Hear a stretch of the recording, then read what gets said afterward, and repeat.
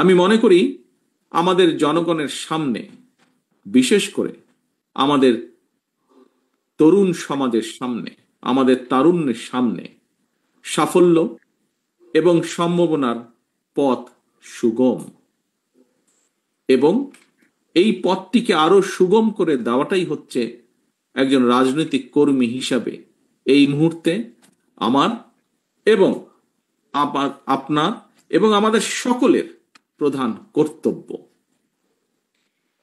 প্রিয় সহকর্মীবৃন্দ, প্রতিটি মা, প্রতিটি বাবা তার সন্তান স্বজনের জন্য একটি নিশ্চিন্ত নিরাপদ ভবিষ্যৎ দেখতে চান, রেখে যেতে চান। প্রতিটি বাবা বা মায়ের চাওয়া পাওয়া কিংবা প্রত্যাশা পূরণের লক্ষ্য নিয়েই আমাদের প্রিয় দল বাংলাদেশ জাতীয়তাবাদী দল আগামী দিনের সকল রাজনৈতিক পরিকল্পনা এবং কর্মসূচি গ্রহণ করছি বা পরিকল্পনা সাজাচ্ছি আমরা। কারণ বিএনপি মনে করে বর্তমান এবং ভবিষ্যৎ প্রজন্মের সামনে একটি নিরাপদ ভবিষ্যৎ নিশ্চিত করতে চাইলে অবশ্যই আমাদেরকে প্রচলিত ধারার রাজনীতি থেকে বেরিয়ে আসতে হবে। এখানে একজন বক্তা উল্লেখ করেছেন প্রতিশোধ, প্রতিহিংসা। ইয়েস, প্রতিরোধ, প্রতিহিংসা কিংবা কথামালার রাজনীতির পরিবর্তে বাস্তবধর্মী পরিকল্পনা গ্রহণ এবং বাস্তবায়নের মাধ্যমে প্রচলিত রাজনীতির ধারার গুণগত পরিবর্তন ঘটাতে হবে। প্রিয় সহকর্মীবৃন্দ, বর্তমানে সমগ্র বিশ্ব আর্টিফিশিয়াল ইন্টেলিজেন্সের যুগে প্রবেশ করছে। এই সময়ের চ্যালেঞ্জ মোকাবেলায় কিন্তু আমাদের পিছিয়ে থাকার কোনো রকম সুযোগ নেই। এই সময়ের চাহিদার দিকে লক্ষ্য রেখে বিএনপি ইতিমধ্যেই বিভিন্ন সেক্টরকে চিহ্নিত করে সুনির্দিষ্ট এবং সুচিন্তিত পরিকল্পনা বা পলিসি নির্ধারণ করছে।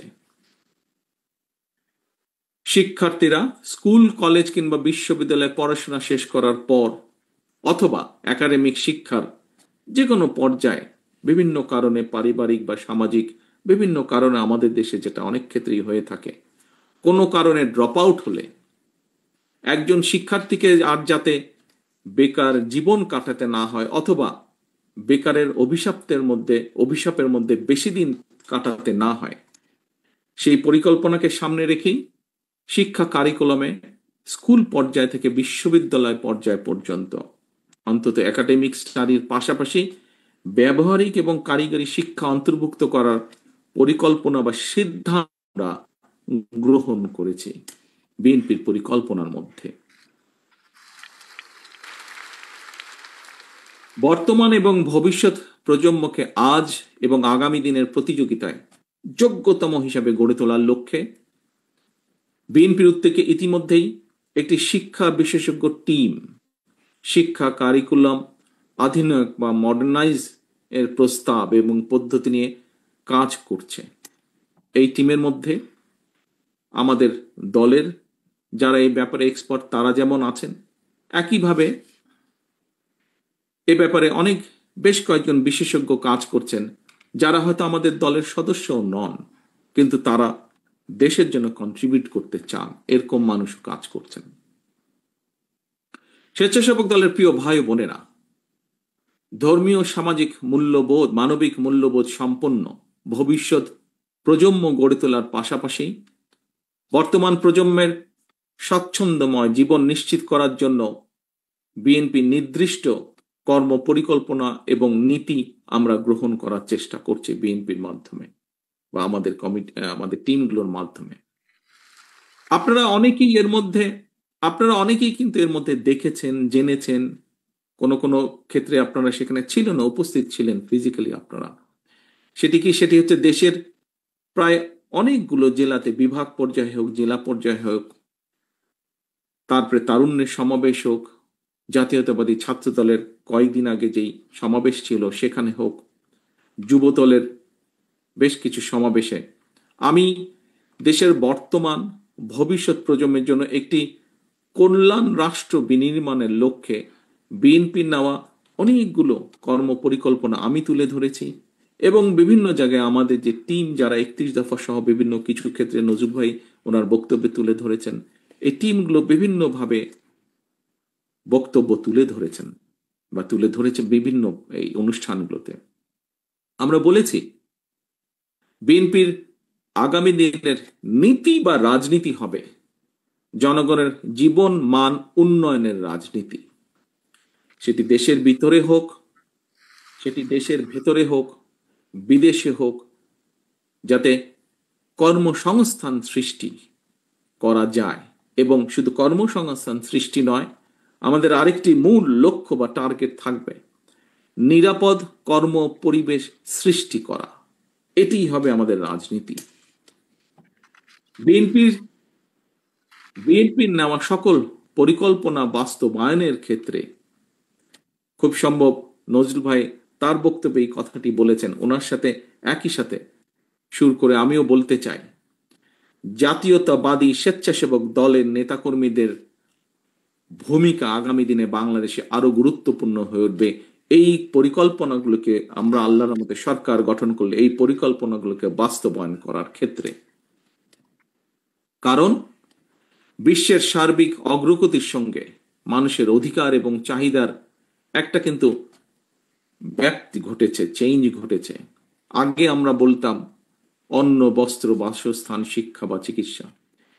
এখন আর শুধু অন্ন, বস্ত্র, বাসস্থান, শিক্ষা কিংবা চিকিৎসা এটি মানুষের, এই কয়টি শুধু মানুষের মৌলিক অধিকার নয়, বরং এর সাথে অর্থনৈতিক সচ্ছলতা এই নিশ্চিতের পাশাপাশি বাক স্বাধীনতা বলেন, নিরাপত্তা বলেন, জলবায়ু বলেন, পরিবেশ বলেন, এসব বিষয়গুলোকেও কিন্তু বর্তমান বিশ্বে মানুষের মৌলিক চাহিদার অংশ হিসেবে স্বীকৃতি দেওয়া হয় বা গ্রহণ করা হয়। এবং এই কারণেই বিএনপির গৃহীত কর্মসূচিগুলোর মধ্যে জলবায়ুর নেতিবাচক যে প্রভাব সেটাকে কিভাবে মোকাবেলা করা যায় এবং মোকাবেলার মাধ্যমে পরিবেশ সংরক্ষণের জন্য সুনির্দিষ্ট পরিকল্পনা আমরা গ্রহণ করছি। আমাদের টিম এই পরিকল্পনাগুলো তৈরি করছে, এই বিষয়ে যারা কাজ করছেন এই সেক্টরে। এ প্রসঙ্গে আমি কথা প্রসঙ্গে এখানে একজন বক্তা বলে গিয়েছেন, খুব সম্ভব বোধহয় আমাদের গাজীপুরে মিলন সাহেব বলেছেন ওনার বক্তব্যে,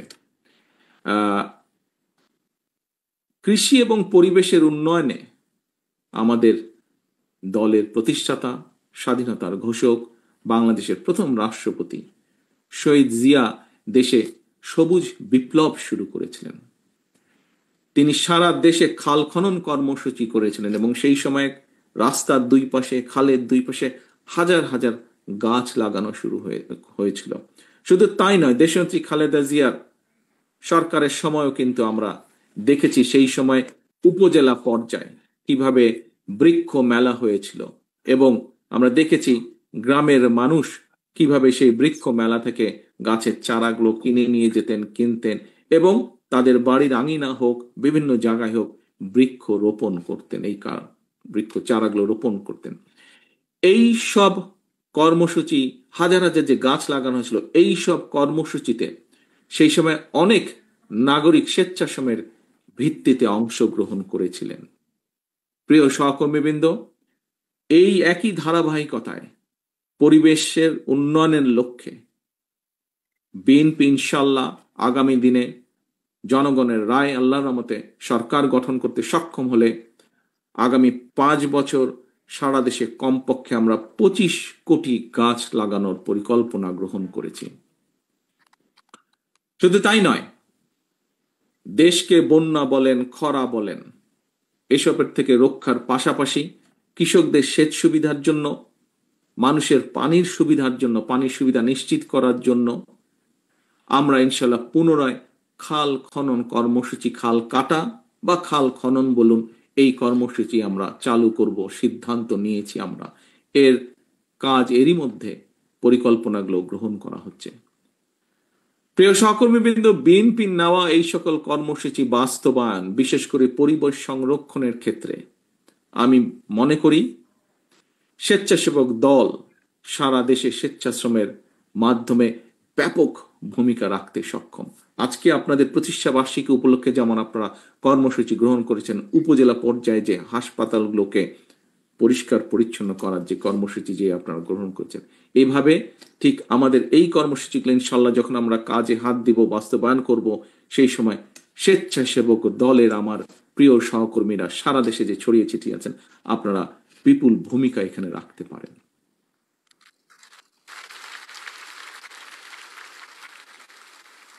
প্রিয় ভাই বোনেরা, হাজারো শহীদের রক্তের বিনিময় ফ্যাসিবাদ মুক্ত বাংলাদেশে বর্তমান অন্তর্বর্তীকালীন সরকার আগামী ফেব্রুয়ারি মাসে জাতীয় নির্বাচন অনুষ্ঠানের সম্ভাব্য সময় নির্ধারণ করেছে, বা এরকম একটি ঘোষণা তারা দিয়েছেন।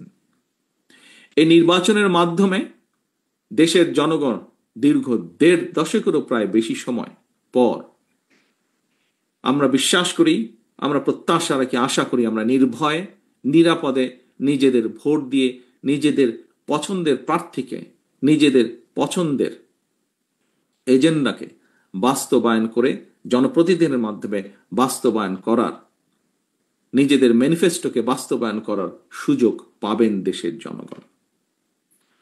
তবে নির্ধারিত সময়ে যা নজরুল ভাই এখানে তার বক্তব্যে উল্লেখ করেছেন, সেই কথার রেশ ধরে আমিও একটু বলতে চাই। তবে নির্ধারিত সময় নির্বাচন অনুষ্ঠান নিয়ে ফ্যাসিবাদ বিরোধী আন্দোলনে আমাদের রাজপথের সহকর্মী যোদ্ধা কোন রাজনৈতিক দলের বা তাদের সদস্যদের বক্তব্যে, মন্তব্যে গণতান্ত্রিকামী জনগণের মনে নানা জিজ্ঞাসার জন্ম দিয়েছে। আমি গণতন্ত্রের পক্ষে আজকে স্বেচ্ছাসেবক দলের প্রতিষ্ঠা বার্ষিকীর এই অনুষ্ঠান থেকে আমি গণতন্ত্রের পক্ষের শক্তির সকল রাজনৈতিক দলগুলোর তাদের নেতৃবৃন্দদের দৃষ্টি আকর্ষণ করে বলতে চাই, গণতান্ত্রিকামী রাজনৈতিক দলগুলোর মধ্যে যদি দূরত্ব তৈরি হয় বা দূরত্ব তৈরি হলে রাষ্ট্র এবং রাজনীতিতে পতিত, পরাজিত, পলাতক ফ্যাসিস্ট চক্রের পুনর্বাসনের পথ সহজ হয়ে উঠবে, তাদের সুযোগ তৈরি হবে।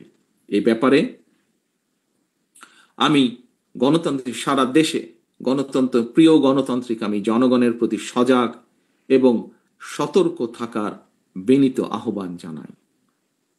আমি বারবার একটি বিষয়ের দিকে সবার দৃষ্টি আকর্ষণ করেছি, সংবিধান কিংবা লিখিত বিধিবিধান দিয়ে কখনোই ফ্যাসিবাদ ঠেকানো যায় না। রাষ্ট্র এবং রাজনীতিতে যদি ফ্যাসিবাদ ঠেকাতে হয়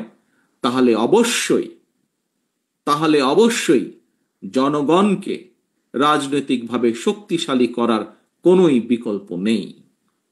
সরাসরি ভোট দিয়ে জনপ্রতিনিধি নির্বাচনের অধিকার প্রয়োগের যে চর্চা, এই চর্চার মধ্যে দিয়ে রাষ্ট্র এবং রাজনীতিতে জনগণ শক্তিশালী হয়ে উঠে।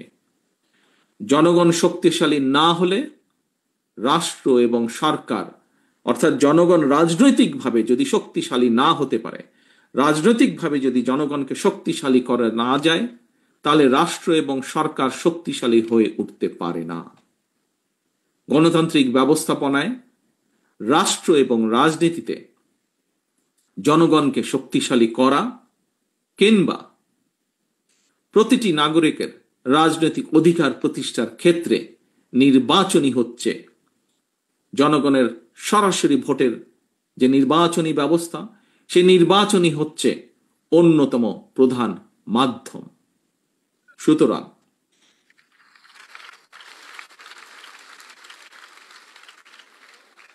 সুতরাং নানা রকম উপায় বা শর্ত আরোপ করে জনগণের রাজনৈতিক অধিকার প্রতিষ্ঠার পথে যদি বাধা সৃষ্টি হয়, তাহলে অবশ্যই গণতন্ত্রের উত্তরণের পথ সংকটে পড়বে। প্রিয় সহকর্মীবৃন্দ, প্রিয় সকল রাজনৈতিক দলের সহকর্মীবৃন্দ, আন্দোলনের সহকর্মীবৃন্দ, আমাদের মনে রাখা দরকার, মনে করা প্রয়োজন, স্বৈরাচারী শাসনের সময় আমরা কেউই, প্রত্যেকটি গণতান্ত্রিক রাজনৈতিক কর্মী, প্রত্যেকটি বিরোধী দলীয় কর্মী কেউ নিরাপদে ছিল না, কারো পরিবার নিরাপদে ছিল না। যদি গণতন্ত্রের উত্তরণ পথ সংকটে পড়ে, রাষ্ট্র এবং রাজনীতিতে জনগণ নিজেদের অধিকার করতে না পারে, তাহলে সামগ্রিকভাবে সকলকে, সমগ্র রাষ্ট্র দেশকে সমস্যায় পড়তে হবে।